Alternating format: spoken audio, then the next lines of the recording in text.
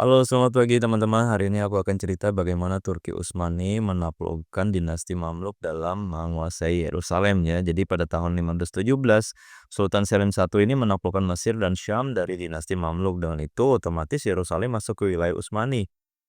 Dan Selim I ini mendapat gelar khalifah setelah membawa simbol kekhalifahan Abbasiyah dari Kairo ke Istanbul. Nah, Yerusalem itu berkembang pesat di masa Sultan Sulaiman Al-Qanuni atau The Magnificent. Jadi membangun kembali tembok kota Yerusalem pada tahun 1537-1541 Masehi yang masih berdiri hingga sekarang.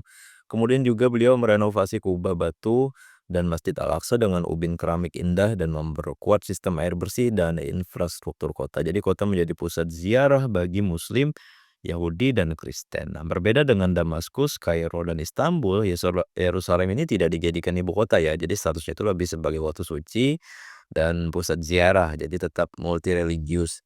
Umat Islam, Kristen, dan Yahudi itu hidup berdampingan dengan perlindungan Utsmani. Nah, umat Kristen dari Eropa itu diizinkan berziarah ke gereja Makam Kudus dengan membayar pajak.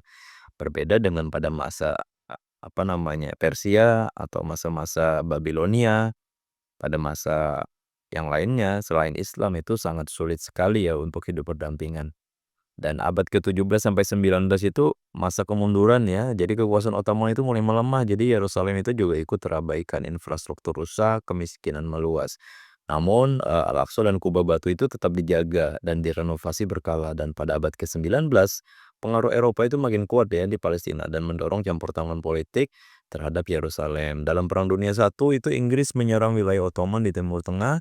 9 Desember 1917, pasukan Inggris di bawah Jenderal Edmund Allenby itu masuk ke Yerusalem. Yerusalem itu resmi keluar dari kekuasaan Turki Utsmani, masuk ke mandat Inggris atau British Mandat. Nah, hal ini membuka jalan menuju konflik Palestina modern hingga hari ini ya dengan Israel. Mudah-mudahan bisa bermanfaat ya teman-teman. Terima kasih.